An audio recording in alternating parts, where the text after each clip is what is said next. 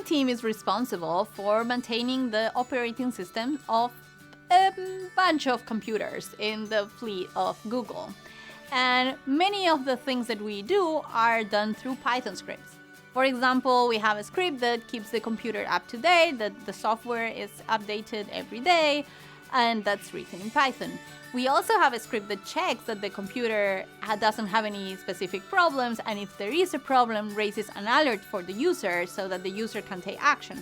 That one is also written in Python. We have a bunch of other scripts like that run in the computers of our users that are all written in Python. One of the things I like the most about Python is that the code is really readable.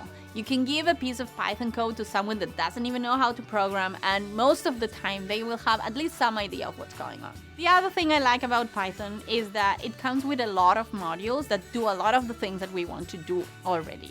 It's been around for a while. There's a lot of people that have contributed all of these modules, so it's very likely that the thing you want to do, it's already in a module and you only have to import it and use it.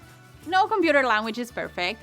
Every computer language has its advantages and disadvantages. In the case of Python, the one thing that I find the most annoying is that because it's not a compiled language, there could be errors in the code that only get detected very late in the development process. And while it's not good that all these hidden errors could be in the code, it can be mitigated by writing good tests. If you write tests and then the test can test all of the code, even if it's not hit every day, then you can be assured that your code is working successfully.